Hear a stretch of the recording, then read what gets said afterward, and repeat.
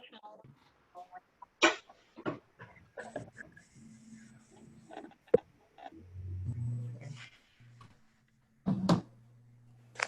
everyone. Hello, everybody. Welcome. Welcome. Sorry for the delay in getting you in here. We had a few logistical problems. Welcome to session 4. I hope that you've had a really enjoyable day. Lots of professional learning. I've been facilitating a session every time slot, and I learned a lot. So this is I'm Not a Robot, Humanizing Your Online Course. Your presenters are Sally Potter and Debbie Aki. I will be facilitating along with my colleague Jen Franklin, and our interpreters are Jade and Peter, and we also have a captionist in this meeting, Suzanne. So if you need closed captions, you'll see a little closed caption button on the bottom. You can pull up the closed caption, or actually you can even have an audio transcript on the side. So that's all there is to it. I'm going to, simple Zoom etiquette. If you're not speaking, mute your mics. If you have a question, post it in the chat. Jen and I will be watching for your questions. And then when Debbie and Sally break for questions, raise your hand. Anything else you can think of? Ladies, take it away. Olefins. So mute your mics if you're not speaking.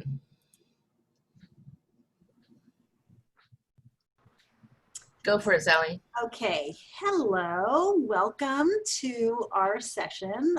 It's called I Am Not a Robot, Humanizing Your Online Courses.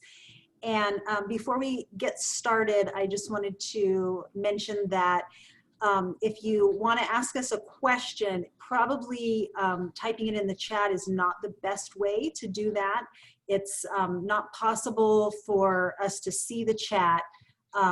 But we do have a spot that will allow you to ask questions towards the end. And so if you have a question, if something comes up, just jot it down, and then we'll show you how you can ask us that question at the end.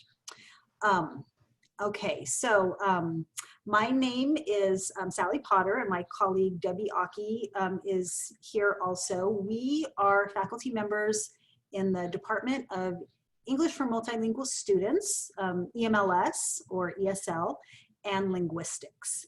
And I'll just let Debbie introduce herself real quickly. Thank you for being here, everybody. We have a huge group, so a little daunting, but we will do our best to make this very informative for you. So yes, as Sally said, I'm Debbie Aki, chair of EMLS, and I have taught hybrid classes for our department before, not fully online, but hybrid, and also was the co-founder of the Network Scholars Program. So welcome, everybody. And then again, I'm Sally Potter, and I mostly teach linguistics and usually one section of English 1A every semester. I have taught linguistics online for a number of years, but this is my very first semester teaching English 1A and 205 online. And in addition to my role as a facilitator over the summer, I'm also the OER liaison for Fresno City College through the ASCCC. So if you have questions about OER and you missed my session at 11, you can reach out to me directly and ask me any questions that you want about OER. But I won't get onto that topic right now. Okay. So really quickly, let me just tell you what we have in store for you. First, we are going to just kind of talk about what we mean by humanizing. You know, what exactly does that mean in online instruction? And then we have a little bit of data to look at, a couple of studies that we want to talk about, and just kind of, you know, talk about why this is important, really. And then we're going to get into some kind of nuts and bolts, some principles of humanizing online courses, and then some real kind of concrete examples and tips for you. At the end, we're going to introduce just a few technology tools. And as I said before, we will have a time for questions at the end where you can ask us questions. Okay, so as we get started, I just want to just kind of set up what we're talking about here with humanizing, what that means. So when we are teaching a face-to-face class and we walk into that face-to-face class, we are a real person, human, with our personality and everything about us is very much seen by students. When we are teaching online classes, that can be hidden. And it is kind of easy to fall into the trap of hiding behind the computer screen, especially for newer online teachers. So what we are talking about here is how to make your human presence apparent to students, how to really show them that you are a person, that you are not just a computer that's pushing buttons and judging them, but that you are actually interacting with them and relating to them on a human level. And so that's what this talk is all about, is what that is, how to do it, and why it's important. So these are just a couple things to think about as we start talking about this topic. I am very passionate about online education. I really feel that it is important for us to offer distance education classes for our students because, as we know, not every student has the ability to come to campus to take classes. We have many, many students who have family and work responsibilities, and they would not be able to get an education if it were not for online classes. Most people can probably agree, most instructors and students can probably agree that now the face-to-face experience of taking a class is a better learning experience for many different reasons.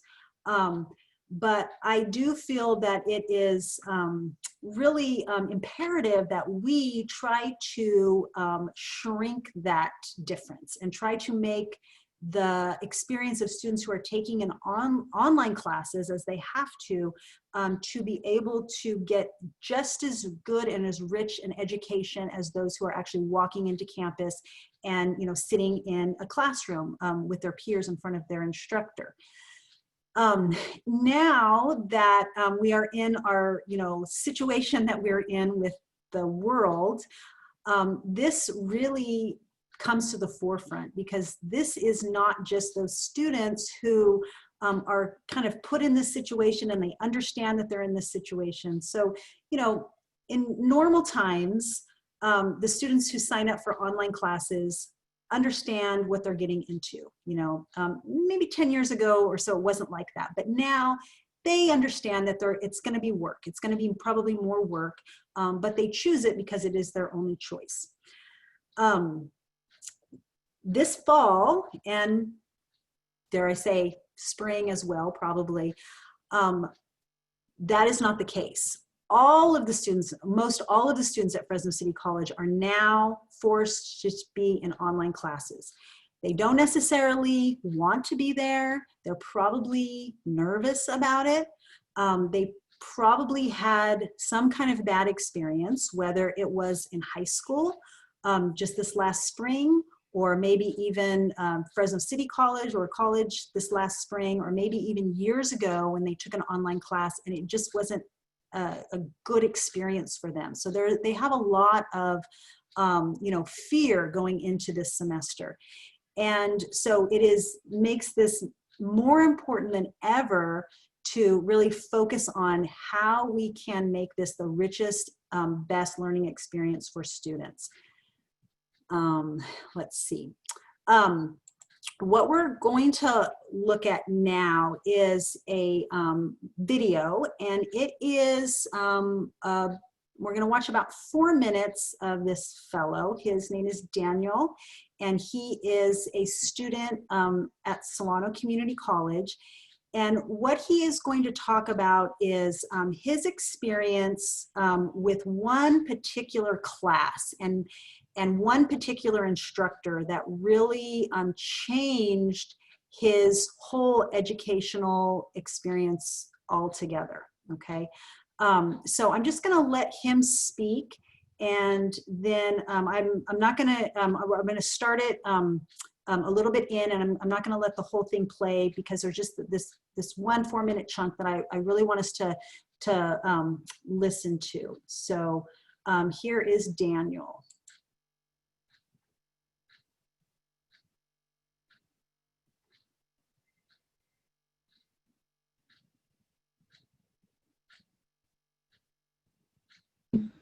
As I struggled with this one particular class, I did fine with quite a few other ones, but I came into a creative writing course that was online, and it just basically engaged all of my weaknesses as far as education is concerned. You know, long assignments, you know, that are a little bit more, I guess, broad and, you know, creative, and it just took a lot of like writing and stuff like that. So as I started to fall behind and trying to balance like student government and everything together, something really stood out. This particular professor I had, it was a critical thinking class for writing. It was 004. And he noticed that I hadn't logged in, I think, for the week or something, and he just checked in. And it sort of surprised me because I hadn't really been reached out to by a professor in that way, even in an actual classroom, you know, a physical classroom. And so that sort of just like stood out to me. And I said, oh, wow, you know, someone's like paying attention. And on an online class, I mean, that was just an odd kind of feeling, just to say, you know, this was beginning to feel more engaging and more, I guess, direct than even a physical class was. And as it continued, and I continued to struggle, and I would kind of bounce back and forth, this professor just began to just really blow my mind with his level of concern, how he would reach out regularly, check in with me, and he did a couple things where he even offered to give me some time management coaching, you know, pull me off to the side.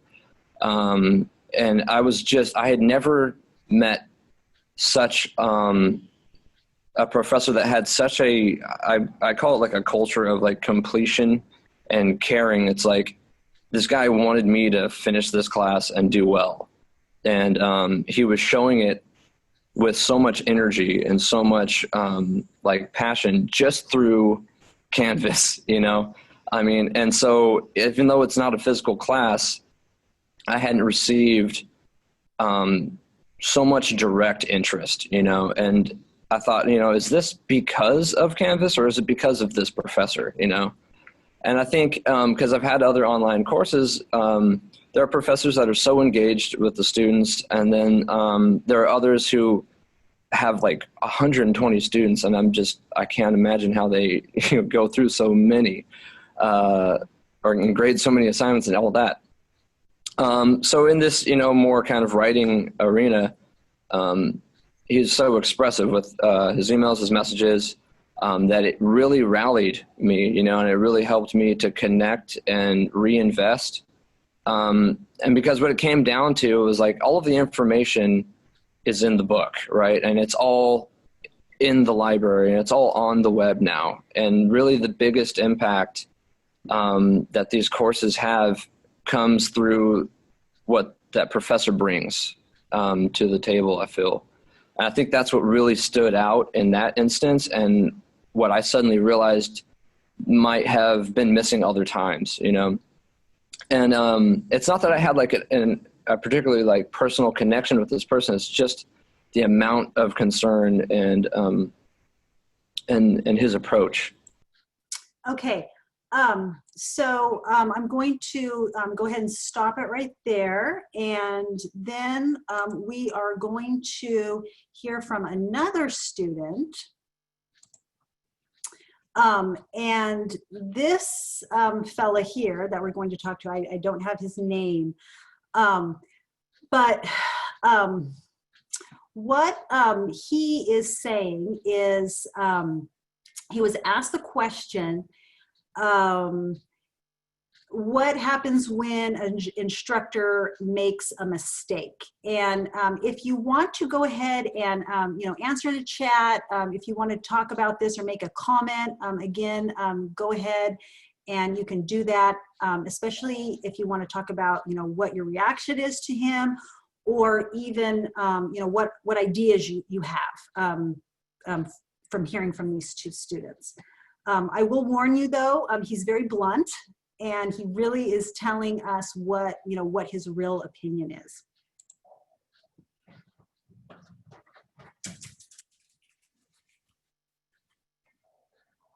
I can see that a professor isn't trying to interact with the course, and it's just little things like the automatic announcements that only show up at 12 a.m. on a Sunday. Like, it's all automated. They're just not, or you leave a question and ask the professor and 3 weeks later you get a response. Like, that's when I start to judge, like, I just wish you wouldn't be here. Like, I wish you would focus your energy somewhere else because I'm not learning anything. But yeah, so that's the only judgment, is when you're not doing anything.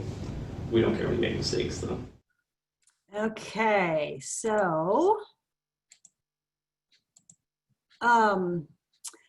just thinking now, we don't really have time to stop and hear from everybody, but if you just are kind of imagining in your mind, what you just heard from those two fellas, there's something specific that you can think of that you might do in your classes this fall to kind of meet their needs, okay, as we go forward. And what we're going to look at now is just a real quick overview of the research and what the research tells us. So just a very, very broadly, and then I'm going to talk about two more specific studies, but very broadly, the research says that there is a very strong link between a caring and engaged instructor and the success of their students, okay? Now, we probably, when you heard Daniel talking in the video and you thought, wow, that professor just was awesome, and he spent so much time with that kid, and he really was able to make a difference in his life. And that is impossible to do with all of my 150 or 120 or however many students you have. Maybe it is, but what one of the things that we're going to show you as we go down this presentation are some kind of easier ways that you can do that with.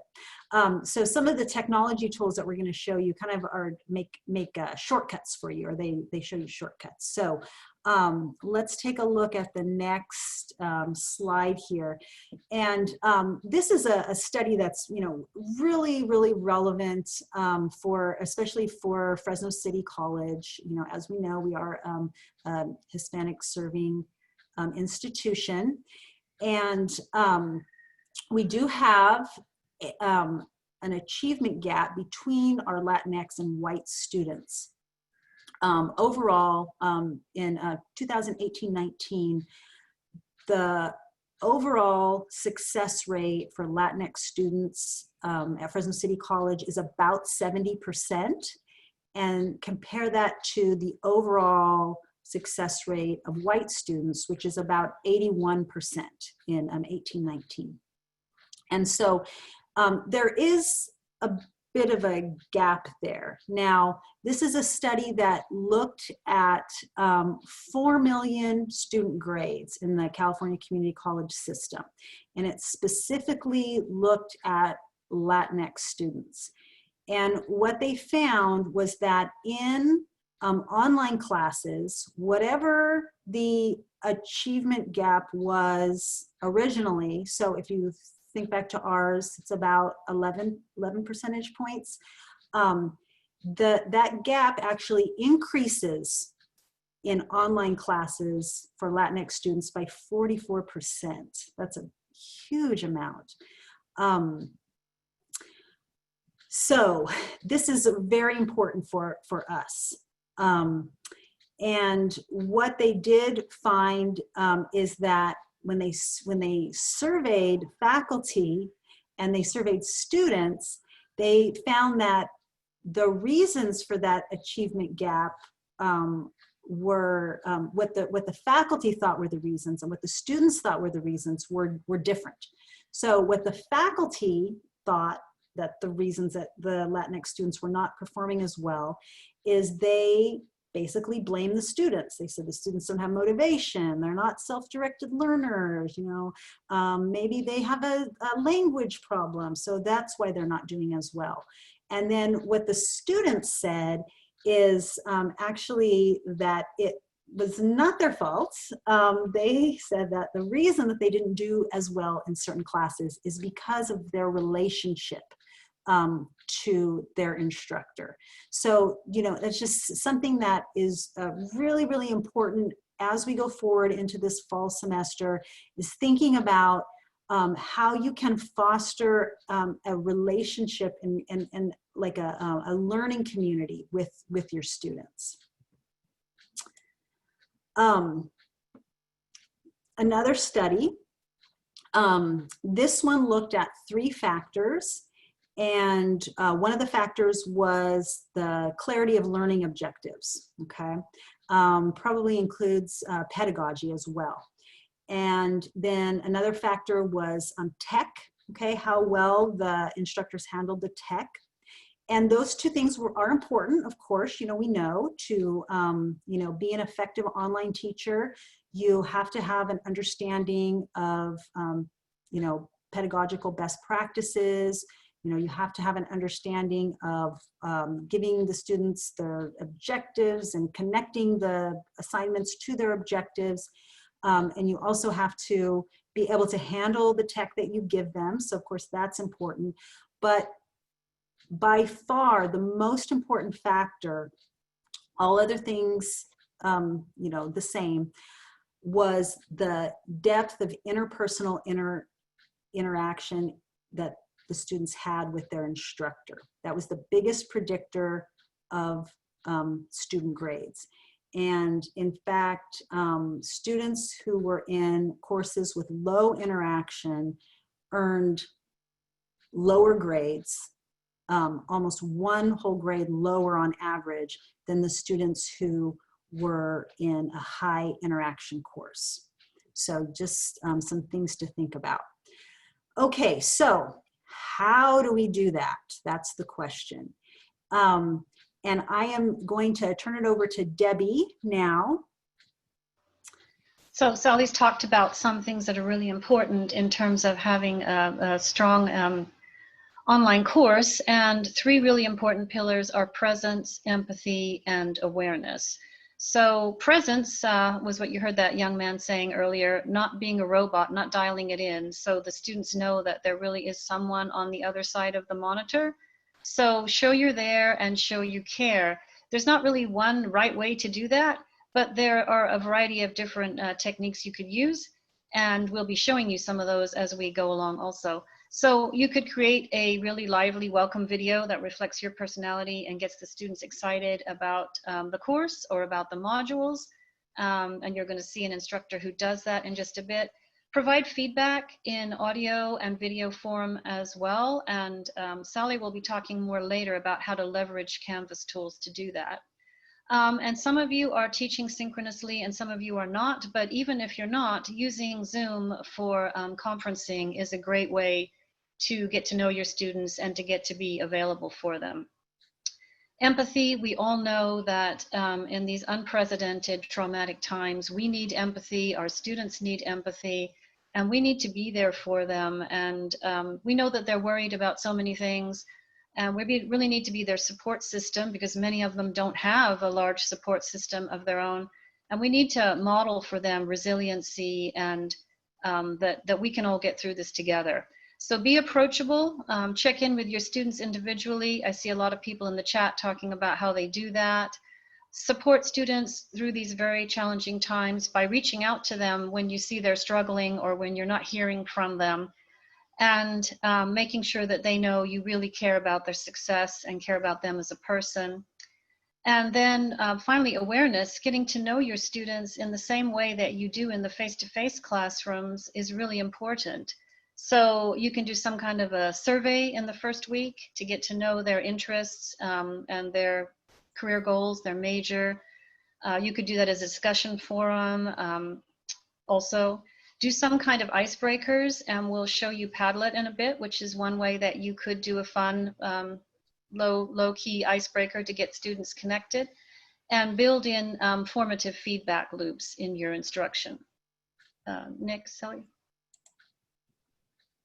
So there's really two types of presence in the classroom, and you heard the students talking about how important instructor presence is when they perceive that you're really there and that you're doing everything you can to make sure they have what they need to succeed. And social presence, the bonding that goes on in a classroom that's so important for students that we need to maintain in the online format. So that makes it just intrinsically more meaningful and more motivating for students. Next slide. So we've got some tips for instructor presence, and we love this picture here. I believe she's in the room. So this is a great picture of how you can maintain that presence. So create an inviting learning space and make it bright and colorful. You want to probably use graphics on your home page, maybe on some of your assignments. You might want to use canva.com because that is free and easy. You can create banners, you can create flyers, you can even do presentations in Canva. And it's very engaging and it looks very professional. Post your announcements often. You can also attach an audio comment to your announcements, and you can put graphics in there to personalize them more. Respond quickly to student emails. Some of you have huge classes and that does get very overwhelming. So whatever parameters you set, whether it's 24 hours or 48 hours that you respond back, making sure that you do respond within that time period and letting students know that you really care about their concerns and their issues. Getting to know every student in the first week through whatever type of icebreaker you're going to do, making sure you welcome every student and get to know them. Definitely, yes, I see that chat question. Yes, canva.com, canva.com. It's free, it's very easy to sign up, and you can do all kinds of things with Canva. Definitely participate along with your students, especially in discussion forums, so that they know you're there and they know you care about what they're saying and you're interested in their comments.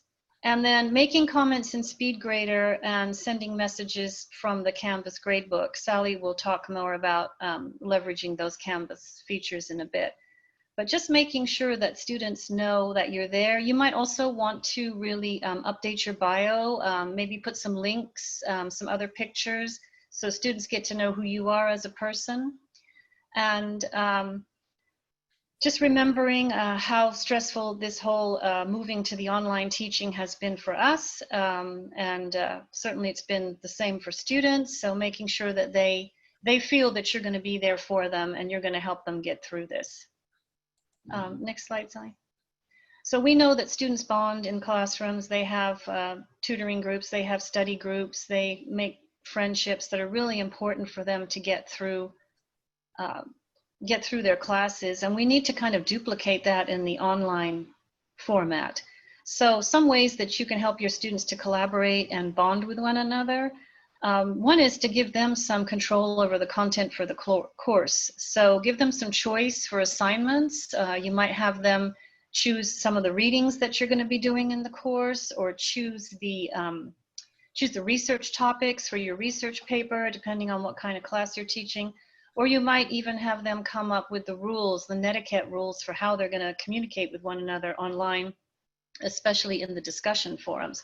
So giving them some control over the course content makes them really feel like they are a part of the course and that they're bonded with one another. You're sure to be doing some types of group projects. So that's challenging online if the students don't feel a real accountability to one another.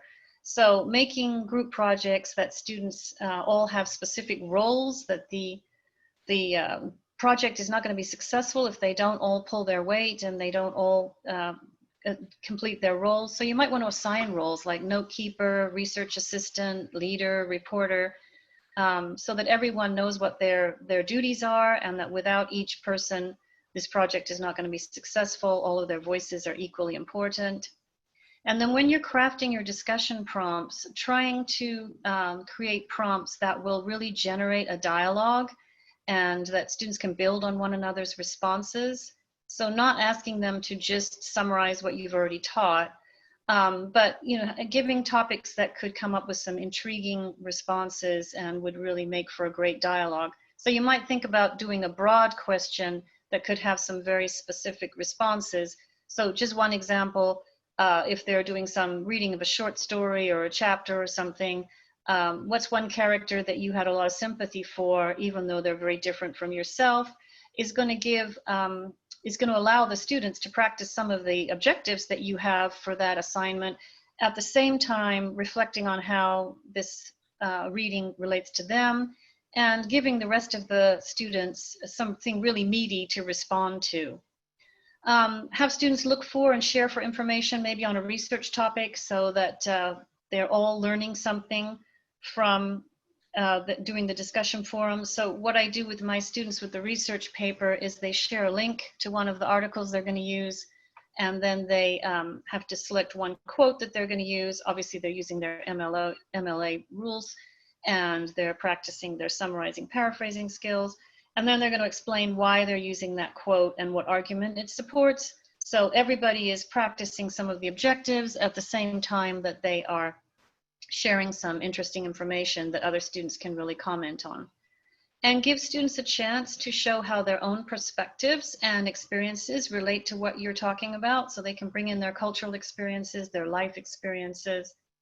And make sure your discussion groups are a manageable size, not too big, obviously, but also not too small, so that if someone is not available or is not able to pull their weight in the group will still be able to be successful. Sally, next slide. So empathy, as we talked about, we have this great quote here from Maya Angelou: at the end of the day, people will not remember what you said or did, but they will remember how you made them feel. I think most of us, when we look back on our own college experiences, remember exactly those teachers, the ones that were really in our corner, the ones that we knew really cared about our success, more than even the content of the course.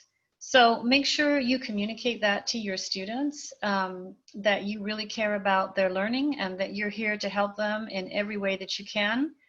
It doesn't mean you have to, change your policies, or that you can't have accountability, but be flexible with that and make sure the students know the reasons for your policies, and know that if they can't always meet all of them, you will be flexible and give them some grace. So some empathy tips. Set clear expectations and be consistent. If your modules look the same format every week, so students know what's going to be coming up, a video lecture, a assignment, a discussion forum, whatever it might be, they know what to expect, and then they can plan, and that makes them feel much more comfortable and much more relaxed. But also realize that students are picking up Wi-Fi in the 7-Eleven parking lot, and do have children running around and all of these things. So we need to be flexible and let students know that we'll be flexible. Encourage questions and respond, so that students know there are no dumb questions and that you're going to help them, and expect questions that are not just going to be about the content of your course. So I'm going to have a student lounge in my Canvas shells, and where students can get together and share questions, concerns, advice, because they're going to have questions that are beyond just the content of your course. And making sure that you know the resources at FCC that you can steer them towards, the Student Hub and other things, so that you can send them in the right direction for help that they might need with City College issues, but that you'll also help them with other problems too. I see somebody put a jokes discussion forum is fun too, right? Something like that where they can decompress, relax, just kick back a little bit, and take off some of the stress of this very difficult semester. Refer to students by name and use Name Coach if you need help with pronouncing their names, and utilize the new feature of what are their preferred pronouns. So let students know that you really care about making sure you're communicating with who they are. I think everybody probably has had experiences where they have reached out to a student, as that young man was talking about in the video, and the students are just delighted and ecstatic that the teacher cares enough to give them a phone call or a text message, check in with them and make sure they're okay and find out what's going on if you haven't heard from them or they haven't been logging in. So that can make all the difference between a student just dropping out of your class or succeeding and being really, feeling really confident that they can do it.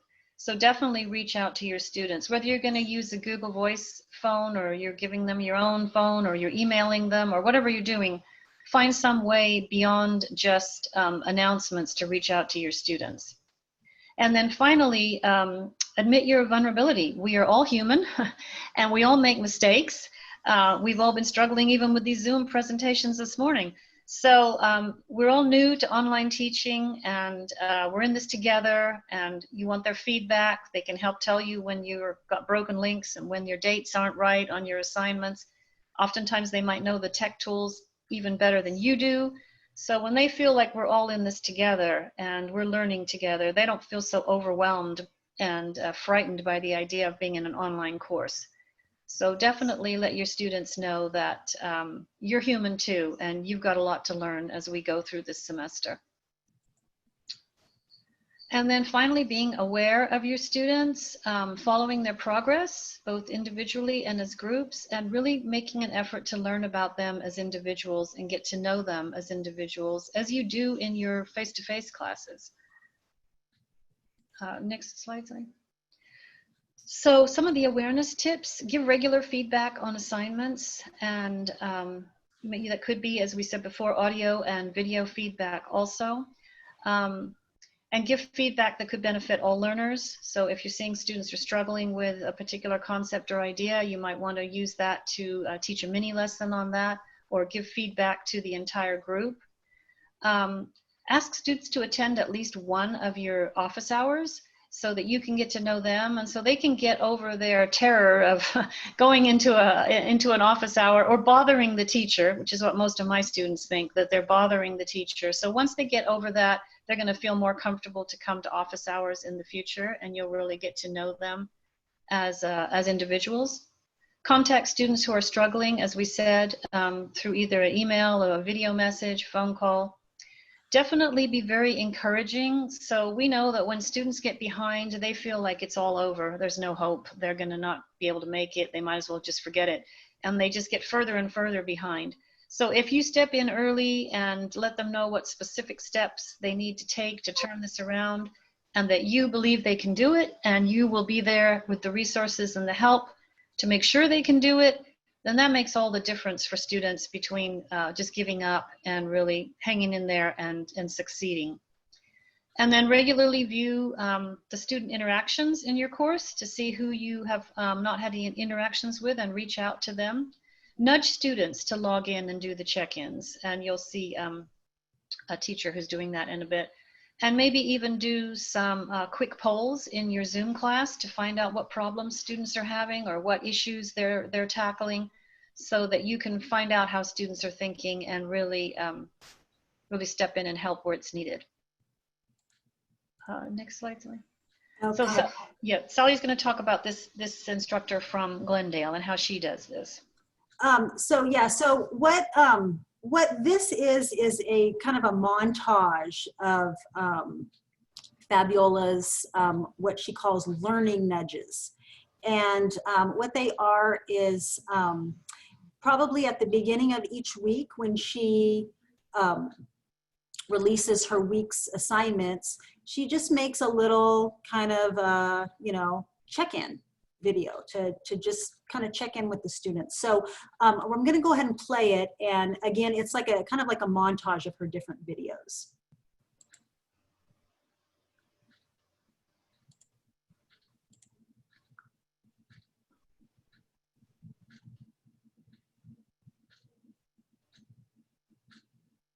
Hi class, welcome to week 2.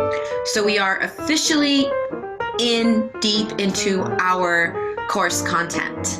And This week, we're going to be introduced to the godfather of ethnic studies. Okay, that was cheesy. Hi, class. Welcome to week 7.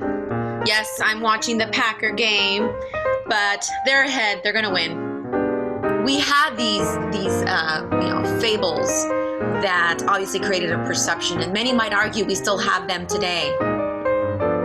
That's my doggy. Hi, class. Week 7.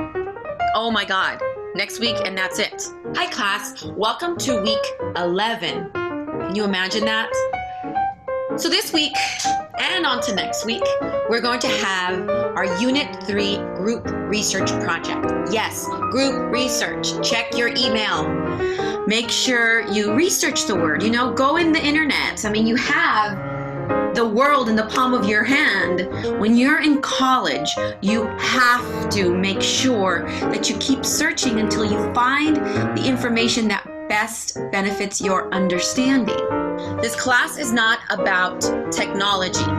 This class is about learning about ethnic minorities in the U.S. Okay, so let's not get stuck with the tool of technology. I'm here to ensure that you develop your skills for the 21st century. Don't freak out, okay? It is my job to prepare you. And so what I'm going to say in this message is going to be extremely important for you to prepare for your first assessment. Come on, guys, you can do it. We can do it. Let's get rid of our first assessment with all perfect grades, okay? Be on Skype, be on Skype, be on Skype. See ya.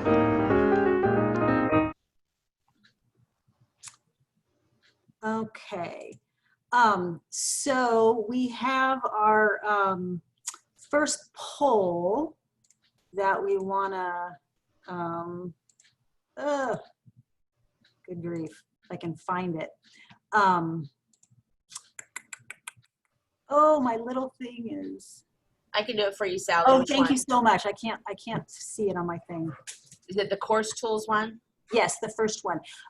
Okay, so we are going to be talking about a few different little tools. And so before we get into that, we just really want you to let us know which ones have you used before, so we have kind of an idea. So we're going to talk about Padlet, and then we actually have an example of Padlet that we're going to show you at the end. Play, pause it, and Zoom as well. And then if you've never used any of them, then go ahead and mark that. But you can check off more than one. So we just kind of want to get an idea of what you are familiar with. If you could take some time to click those.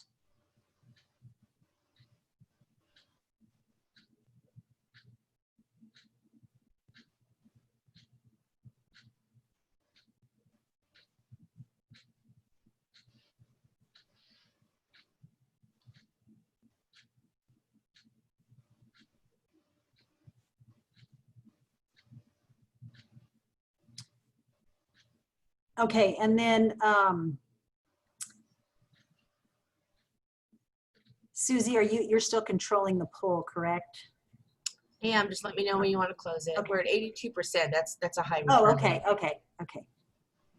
Maybe one more minute. We can take a look here.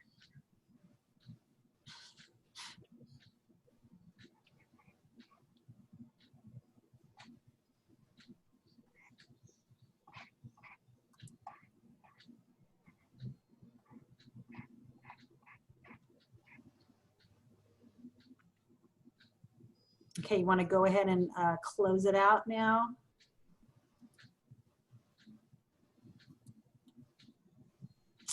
Oh, so lots of Zoom, yeah. Yes, we were all thrown, head first into the deep end in Zoom, about March 16th or so. I have been using Zoom for years for office hours, which means that I hardly ever used it because students hardly ever came to my office hours. But now I'm well, not quite a pro, as I couldn't find the poll in that one, but I'm getting a lot better. So, okay, we're going to look at a couple of tools, and I'm going to turn it over to Debbie again now. Are we still seeing the poll on the screen? You need to close it yourself. Oh, I have to close it. Okay, can we go back one slide? Is this it right here? The tools for students? Yes, okay, this is it. Okay, sorry. Yeah, so I'm sure many of you have been wondering how you're going to do the same level of student interaction and engagement that you do so well in your face-to-face classes in the online format. And one of the ways to do that is definitely to use some of the tech tools. But it can be very daunting and overwhelming, especially if you've never used them before. It looks like from that poll, not too many people have used Padlet or PlayPosit, which is good because we're going to be talking about those too. And everybody has used Zoom.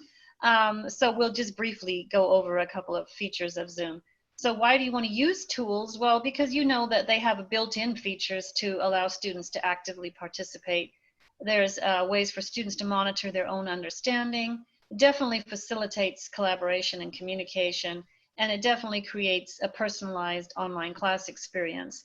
So there are many tips for using tools, and we're just going to talk about a couple of them here. If you're going to take the time and effort to learn how to use a tool, then use it frequently and integrate it with your other material. So the students also need practice using it, and the more they do, the more comfortable they're going to feel, and the more comfortable you're going to feel.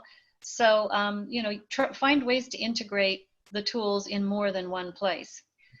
Very important, don't overwhelm yourself with too many. Many of them overlap and have very similar features, as you know. So just pick a few that you feel comfortable with and stick with those. Participate along with the students, and think about your objectives and choose the right tool for the objective. What is it you want the students to be able to do with this tool? So think about that and make the tool work for you. And then to simplify things, look for single sign-on tools that don't require a student account, and also ones that are integrated into Canvas. Next slide. So if you haven't used tools too much before, or you're a bit intimidated to start using them, you might want to start with Padlet because it's fun, free, easy, and the students love it. So what is Padlet? It's a virtual bulletin board. So everything that you could do with sticky notes and posting and all that on a regular bulletin board, you can do with Padlet and much more too. So in order to get started with Padlet, you just go to padlet.com, and it's a very simple sign up process to open your account. The students do not need an account. And once it is free, of course, once you've developed your Padlet account, then you're going to share that link with them either through email or the Zoom chat box, or it even creates a QR code. So that's all students need to be able to get onto it. And we're going to show you a Padlet in just a little while, and you're actually going to do that. So they can post and see one another's posts, but they can also do much more than that. They can embed links, videos, pictures, documents, and then they can comment on one another's posts too. So it's a great tool for icebreakers, for brainstorming, for discussions. Students can see one another's responses right away. You might want to use it for your first week icebreaker for students to introduce themselves. They could talk about, 3 unique things about them. They can attach a little video of themselves, their pets, whatever else they might want to share. It's great for sharing information and research resources because the students will have it all in one place and they can go back to the Padlet and look at it at any time. They can do collaborative note-taking. You can use it to showcase their work just as you would do with a regular bulletin board. They can gather feedback, and you could even use it as an exit ticket to find out what students learned in that session and what are they still confused about, so you could use that to modify your teaching for the next time. You can use it as a KWL activity because students are able to go back to the Padlet. So after they've posted what they know about your topic to begin with, you send them out on a deep dive somewhere, reading, websites, whatever you're having them do, and then they can come back and modify with what they have learned and share their ideas together. Oh, KWL is what do you know, what do you want to know, and what have you learned? So it's a fairly standardized structure, especially from K-12, and it's a way that students can brainstorm and then research and then share their research and their information. Have students work through a problem depending on the type of class that it is, and then they could snap a picture and show how they solved it. I see somebody asking about exit ticket. So using the Padlet as a way for students to post what they learned from your lesson that day or that Zoom session or whatever it might be, and what they're still confused about. So that's what it means by exit ticket. Padlet has many, many different templates. You can customize it in all kinds of ways, and has different formats, including your basic wall, which just looks like a regular bulletin board, a timeline or a stream, which is more like a Twitter feed. There are many custom controls too. So you can, I see somebody asking about names. You can make anonymous postings. You can set it so that you have to approve the post before the students post it, in case you're worried about anything inappropriate they might be posting. And yes, you can integrate Padlet into Canvas, and there's a link here for how you do that. You don't have to, but you can if you want to integrate your Padlet into Canvas. So it's a very easy tool to get started with, and it's fun, and students love it. You could do it in your Zoom session if you wanted to, in breakout rooms, or you could do it asynchronously, or however you want to incorporate this into your teaching. Next slide, Sally. So another tool that you might want to take a look at is PlayPosit. And the great thing about PlayPosit is that it is already integrated into Canvas, and it syncs to your gradebook. So you don't have to worry about any of that. So it's an external URL in your Canvas. It's already there. And so it is a little bit more of a learning curve than Padlet. There's a lot more to it.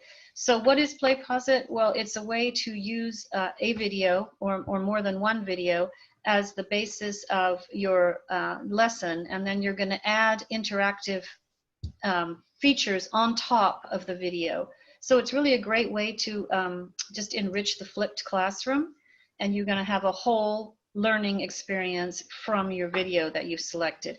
To get started with PlayPosit, you just go to the external URL in Canvas, as I said, and that's going to take you to your PlayPosit account. And you can either build your own bulb. That's what they call the learning experiences in Canvas. They're called bulbs. Or you can go to their bulb library and just copy someone else's bulb that is on a similar topic to yours and use it. Oh, we're on the wrong slide now. Sorry. That's okay. That's what happens when I'm trying to. Yeah, and use use the pre-made bulbs that the bulbs have been made by somebody else.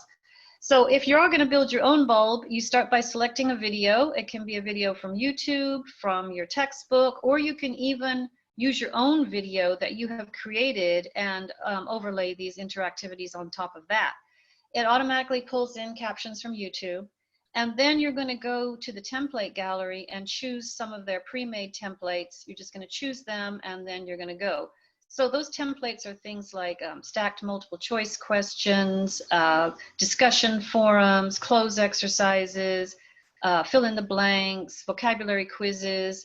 There's a discussion forum that runs the whole time that your video is playing, so students can interact with one another in the discussion forum.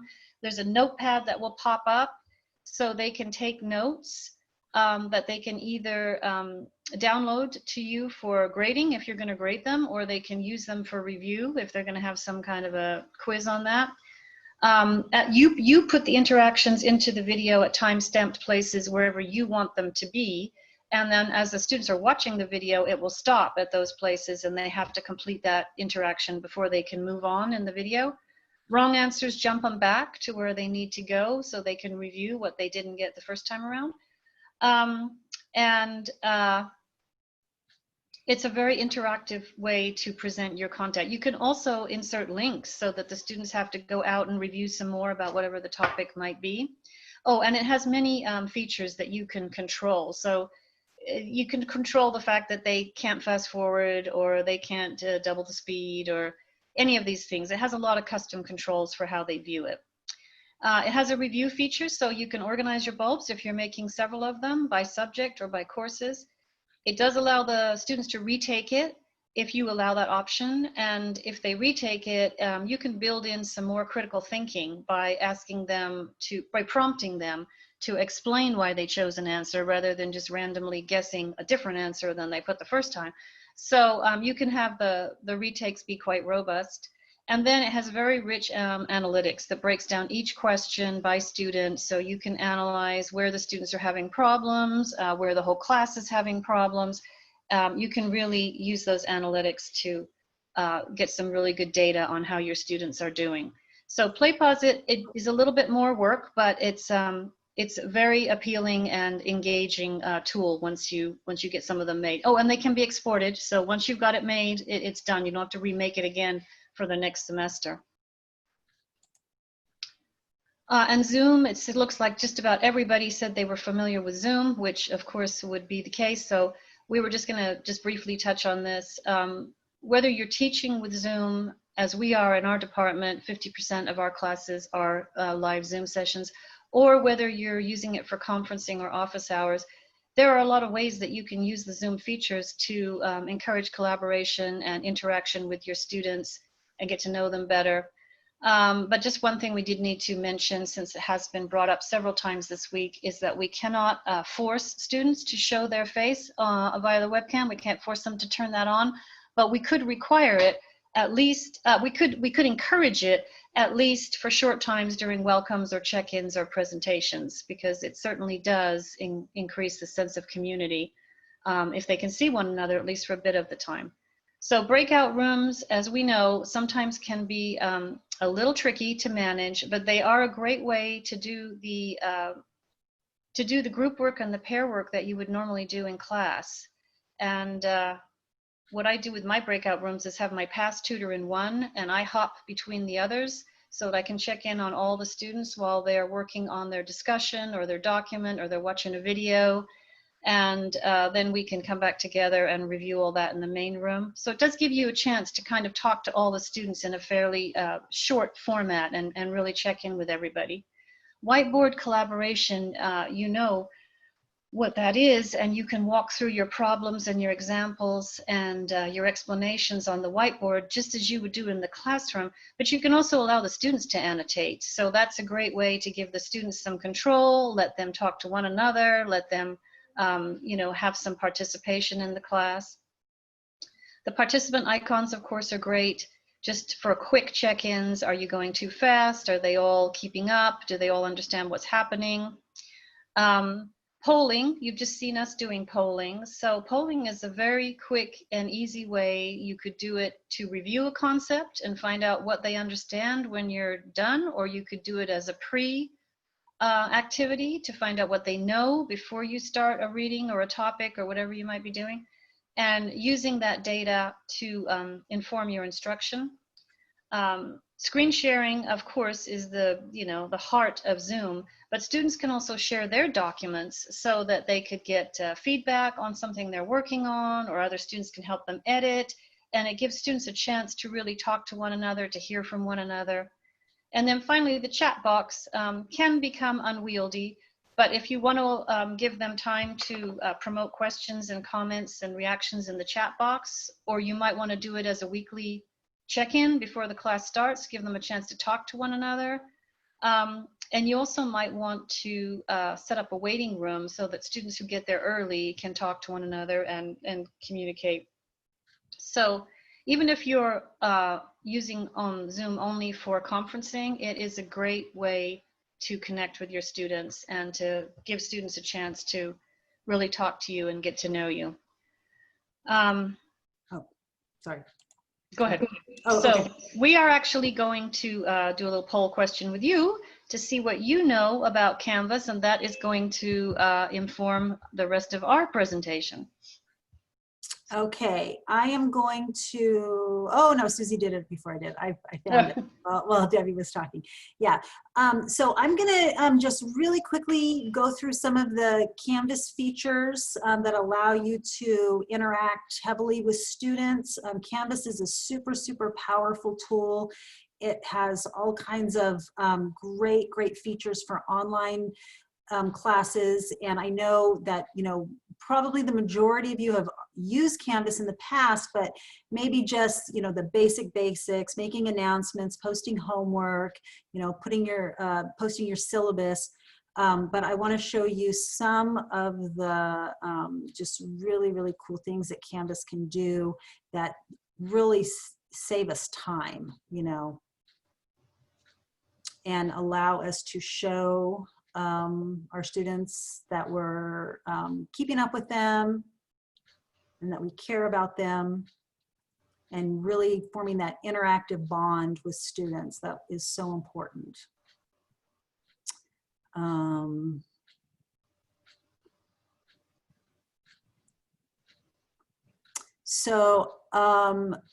There's about 70% of you who are have voted. Looks like everybody knows how to use announcements. Yeah. Yeah. But not so much the other things. Yeah. Okay, so yeah, and I realize now that there is no choice for if you're not comfortable using any of these. So maybe it's not possible to get 100%.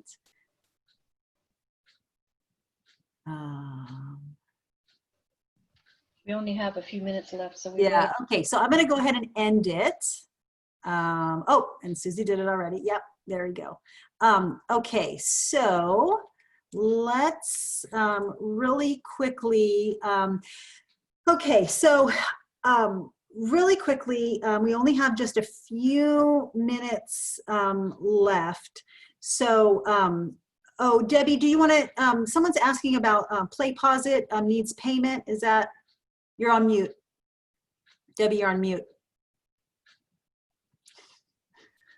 it's integrated. PlayPosit is integrated into your Canvas, so no, there's absolutely no fee of any type. And then, in fact, there is a free PlayPosit account. You get, I think, 5 of them, but you don't have to worry about that because it's already integrated into Canvas. So you're not going to have to pay for it in any way. So we do actually have a Padlet that we set up, and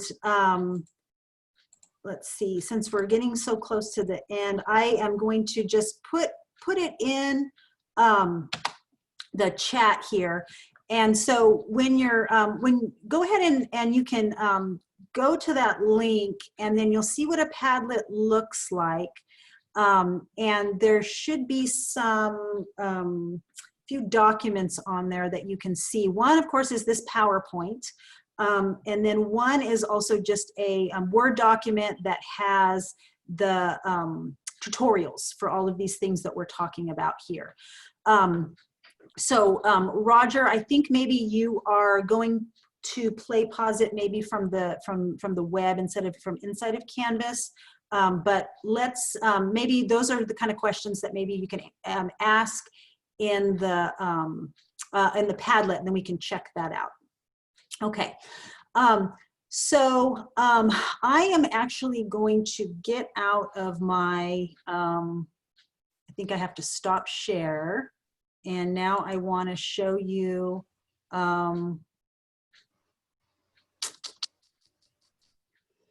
oh boy, which one do I want to show you? Oh, nope, that's not it. Let's see. Oh, well, here, I'll show you the Padlet. And everybody can see the Padlet that I'm looking at, right? Yeah. Yes. Okay. Yeah. So the way that you would participate in this is you just can simply click, select this little button down here, or you can double click anywhere on the cork board, and then you can post your questions. So this is what we intended for you to be able to ask questions. You know, there may be things that we don't know right now. Maybe we can find them later, or maybe there are things that we can answer really quickly. And then again, I've got the PowerPoint here. I've got the one slide on it that has the tutorials, and then an additional document that we shared with the new faculty orientation equity training for the new full-time faculty that took place. Was that this week? Boy, that seems like it was a long time ago. Yeah, earlier this week. And yes, so it looks like the setting that I have it on is anonymous, because this person says anonymous, like Darcy was saying in the chat. So, okay. All righty. Yes. Got a 9-minute warning here. Yes. Okay. 9-minute warning. Yes. Okay. So I'm just going to show you a couple things in Canvas. I have just a sandbox here, and unfortunately I can't show you a class that is populated with students because, you know, that is illegal for me to do that. So I have my test student in here, and here's my assignment.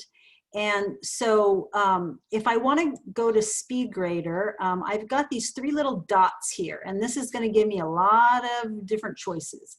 And so I can enter the SpeedGrader, and then I can give my students a grade. I can give them comments. I can attach a file. I can also put a short video or even audio. On the media, you can make it a video or audio recording, so you do not have to show your face. You can just make it the audio only. And then this little microphone thing is like a voice to text thing. So it's designed so that instructors can give really quick feedback in the way that they want, really quickly, to save us time and to reach out to students on a personal level. And then there's a couple different ways to travel through the SpeedGrader. One is from this drop-down menu, all of my students would populate here, and I can see which ones I've graded or not, and I can scroll through them, or I can use the arrows to go through the grade book. But again, I only have 1 student in here, so I cannot do that. And then I'm going to go back to the grade book, and I'm actually going to go a little bit out of order here.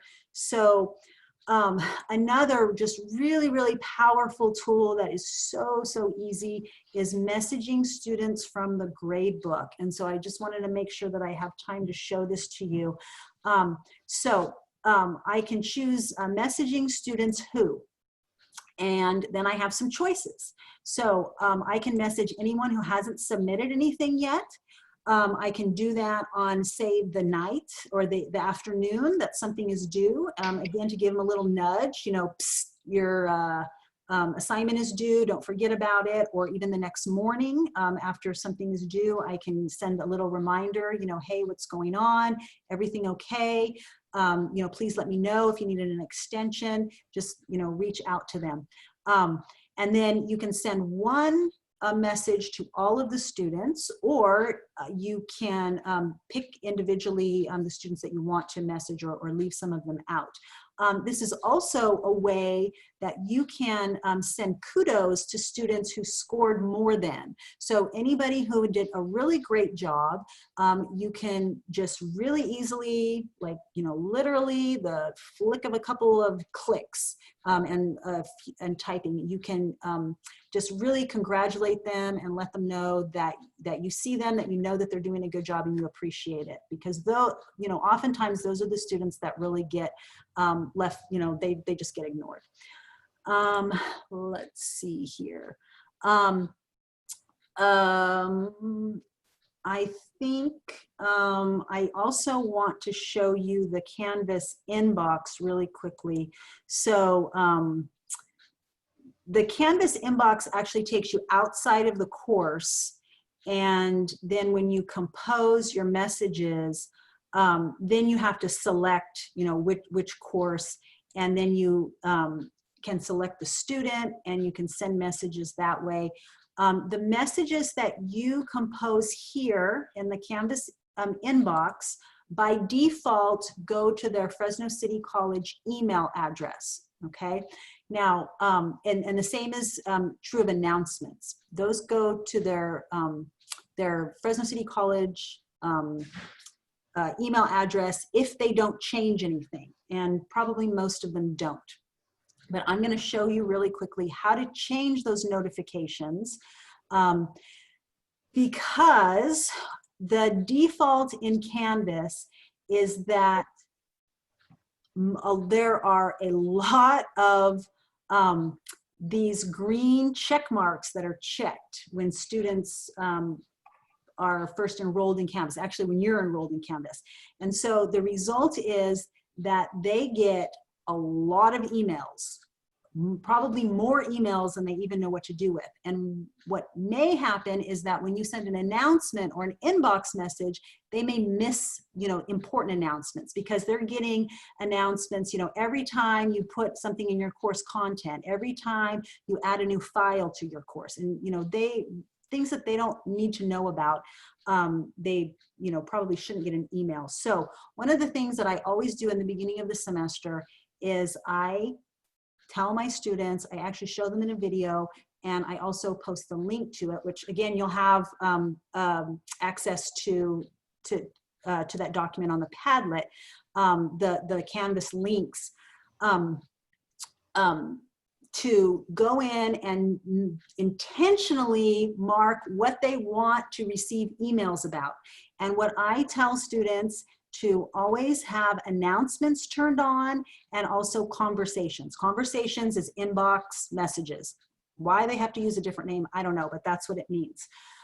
You, as an instructor, you probably also want to have your comments, submission comments turned on. So what that means is when a student submits an assignment, if they make a comment in the little comment box and you don't have this turned on, you may not see it until you go to grade their assignment. And a lot of times they might ask a question or something that, they think they're going to be able to communicate with you, and then they may not. So I have this one turned on, and then also discussion posts, because I want to kind of monitor, especially at the beginning of the semester, I want to monitor all of my introduction and orientation discussions very carefully. I want to make sure that I respond to every single student in that first discussion. As the semester goes on, then I'm not going to be as attentive to it. So then I'm just going to sprinkle my comments throughout to encourage them to communicate with each other more. But in that very first discussion, I really want to reach out to them and welcome each and every one of them. Let's see. Really quickly. There's one more thing that can be really good for students, and that is when you go into settings, and maybe some of you even want to do this. Like I said, the Fresno City email address is automatically set up here, but students or you can enter another email address. So for example, if it's easier for them to get to their Gmail, then they should probably add that here. They can also add another contact method as their phone number, so they can get text messages when you send an announcement. But that's kind of up to them if they want to do that. I do show them this, and I do give them the Canvas guide on how to do this.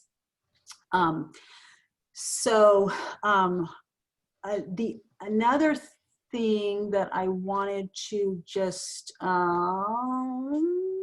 let's see, I want to go back to the Padlet here. Oh, look at all. Oh, look at that. Yay. Yay. Okay. Yes, and this is my last session. I'm not doing anything else, so I will try to answer as many of these questions as I can on here.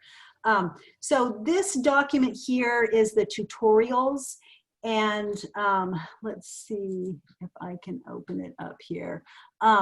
The one that I really want you to look at is the Canvas guides. You should have this bookmarked on your computer. It answers everything about Canvas. Whenever you get stuck, it has a great search feature. You can look things up. You can literally type in "how do I blah blah blah," and you will get results there. And I also encourage you to give it to your students. So there's an instructor guide and a student guide, but they're kind of housed in the same place. So it's really an easy way to just get information to students and for yourself as well. Easy to look things up. Okay, I think We We're might out of time. out of time. So yeah, so we've got our questions on the Padlet.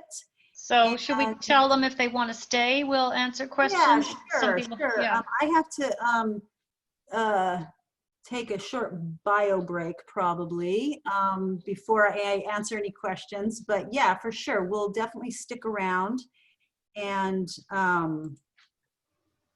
if you have any questions, you can go ahead and unmute yourself if you'd like. I'm gonna stop sharing right now. So Sally, if you go to that Padlet and let me, I'll post it just again in case it slipped by anybody. There's the link there in the chat that's getting swallowed up by all the cool comments, you guys. If you have a question that I know we didn't answer any questions, but if you have a question about how to do something or where to find information about something, do post it in the Padlet and we will do our best to answer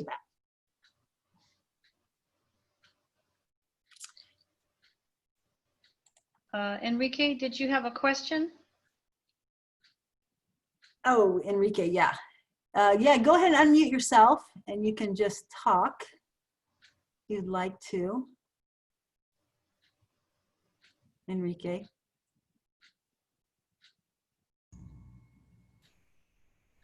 Hi, can you hear me now? Yes, yes, we can hear you. This is a wonderful presentation, Sally and Debbie. Future Thank you. Zoom presentations, just FYI.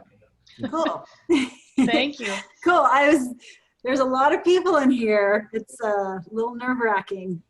Yes, so please don't leave this behind. This is excellent work. So yeah, we actually, well, I think I actually have been thinking about this since last summer. I went to a conference last summer on discussion boards that really made me start thinking about this. And then I started talking to Debbie, I think it was over winter break or maybe in January, before we knew how important this would be. Yeah. So we've been planning this for a while, and I guess it's just, I don't know if that's serendipity or whatever you want to call it, that yeah, here we are. Should we look at the Padlet and see if we can answer any of those real quick? Yeah. Because I mean, a lot of people are leaving now. Yeah. Let me see. Oh, this looks just so weird. Oh my gosh. Oh wait, I think that's it. Yeah. Okay.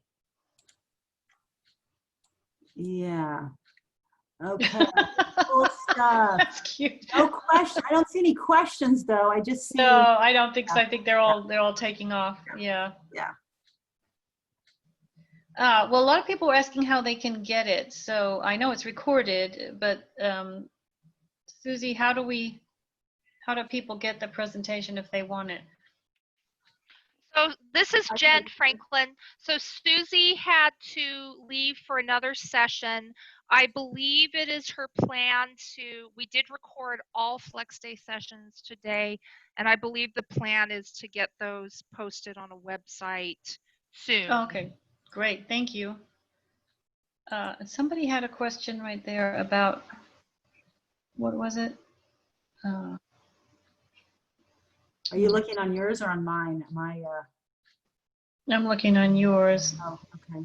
Oh, I think somebody asked about the anonymous part. I don't know if that person is still there. Oh, I think that's a setting. It's a setting, so Yeah. you can have their names as displayed, or you can have it anonymous, and/or you can approve their posts before. So here, I think this is some of the settings in your Padlet, and then you just set it.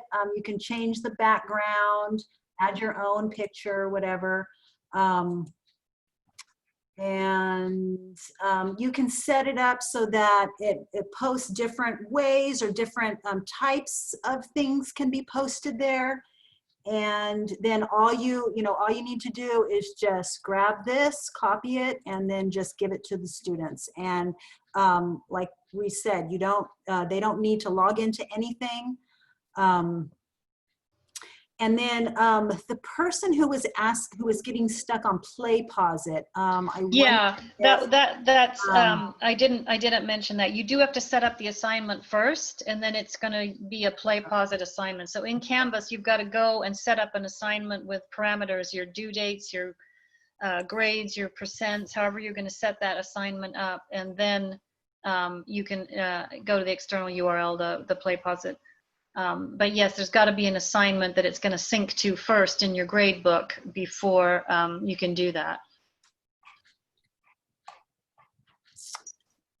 Okay, I'm going to stop sharing again. Those look so cool, those posts. I know. That's cute. That's really cute. Thank you to the interpreters. Thank you, guys.